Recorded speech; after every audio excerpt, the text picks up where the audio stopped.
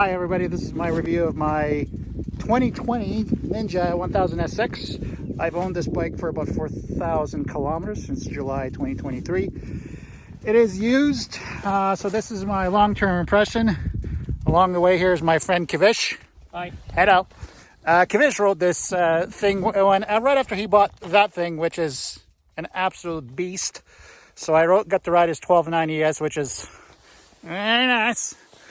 And Kavish just swung a leg over to this. So what were your very brief impressions on this bike, Kavish?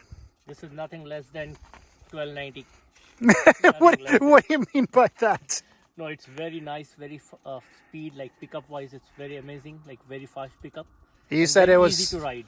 Easy to ride. It felt natural to ride, right? Exactly. That was the big thing, right? So yeah, it's good motor, 142 horse. It's not intimidating by any means. You know, if you want to tone it down, you can get it down to a motor too. Otherwise, very good brakes, very good suspension. As stock suspension on a Japanese motorcycle is amazing. I mean, the beautiful thing is with KTM's, I own a 1090. His suspension is the electronic one. It's very, very good. My 1090 suspension is very good, but with Japanese bikes, you always got to spend a little bit of money on suspension if you got it right and proper. But realistically, I just set this up as per my buddy Sean's suggestions, and yeah, it's been good. But next up, we'll go into the different categories one by one. All right, so next up, we're going to talk suspension, brakes. So suspension, like I mentioned previously, straight out of the box, 41 mil forks, compression, rebound, preload adjustable in the front, rebound, preload only on the back. But I've set it basically 1/3 from fully closed on both ends, compression and rebound. And this thing handles beautifully. Even mid-corner, if you have a big bump, the suspension doesn't pack, it doesn't wobble, it doesn't do anything unpredictable. Like I said, this thing just rolled over 17K, so this winter I'm gonna pull the forks off, swap the oil out, give the fork legs a quick clean, and that's all she'll really need. So again, brakes, another thing, obviously this one has the IMU. That was the big change from 2019 to 2020. IMU, cruise control, ride by wire. The IMU, even in say if you're really banked over in say a traffic circle and somebody jumps in front of you as a traffic circle because they don't know how a traffic circle works, because nobody knows how a traffic circle works in Canada. So even if you're cranked right over, the IMU is going to detect that you're leaned over X amount, and it's going to give you the right amount of brake so your front end doesn't actually wash. So that's a great little safety feature. All right, there it goes. Okay, so I've done 1K days on this bike, and thanks to the cruise control, the OEM seat is actually quite decent. For me, seat to peg is pretty good, actually, not cramped. I'm 5'9", 32-inch inseam.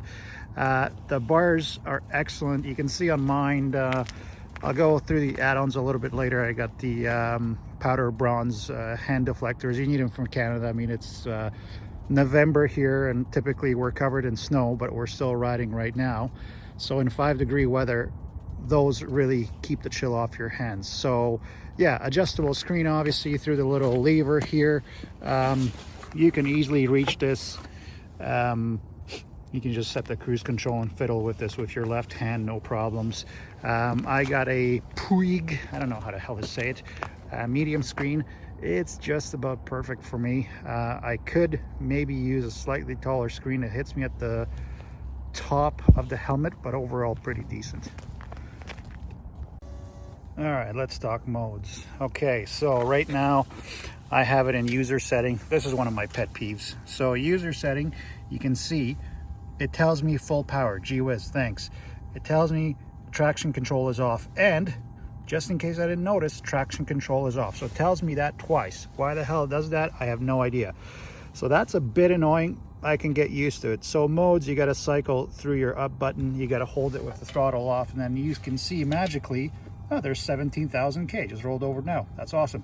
Shows your temps, your kilometers, but the minute you go to user, you can see again, it reverts back to that stupidity. It'd be nice if I pressed the right button. There you go. full power mode, KTRC off. KTRC off. Oh my God. Stupid. Anyways, cruise control is really decent. One top tip, when you're on steady throttle, say you're going 100K and you want to get off the cruise control, speed up a little bit, then hit the button. It's not going to lurch on you. If you're steady throttle and you touch the brake, either brake or the clutch, it'll have this quick lurch, which I really don't like. So speed up a little bit, press the button, and very nice. Like I said, cruise control, awesome. First time I had cruise control and I'm happy as hell with it. And obviously modes, you can hold this, it's gonna go, there we go, white screen, black screen. I prefer the black screen. I prefer this layout here. All right, I might have talked about the motor. I'm going to talk about the motor some more. Typical 4-in-line. I came off an 08 Concours as a street bike. That thing was like an insane locomotive, power everywhere. So this one has a little bit of a step at I want to say 7,000 RPM. Nothing really noticeable. Like I said, even with traction control off, we're at 3,000 feet. This thing wheelies like a bastard if you want it, right? So plenty of power, but it's really usable. I basically ride either in user or in sport mode, and there's no real surprises. Very linear power. The ride-by-wire has no lurchiness. The low down throttle is very smooth. So again, no complaints there. I was going to flash it. Don't think I'm going to bother. The only thing I am going to do is the bread can. I'm taking the whole exhaust to my buddy. We're going to open it up on the bottom like a tin can.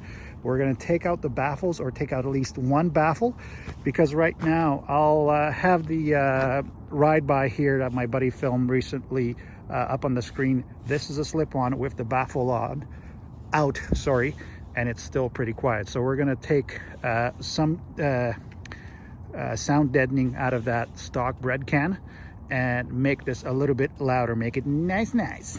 Last up, just general usability maintenance. Obviously full faired bike. There's a couple of really good videos on how to take off the fairings. They're a bit of a faff to get to at first, but not too terrible. Valves every 24K kilometers. Plugs, for some reason they call for 12K, even though they're iridium plugs. I'm going to be doing the plugs this winter at 17, so I'll do a video on how they look, what they burn like after 17K. And like I said, they'll probably be good to 24,000. I have no doubts about it. But I want to do plugs, check the valves while I'm in there. I'm doing a T-Stat or T-Bob mod. The weird thing is about these bikes is today it's 5 degrees C.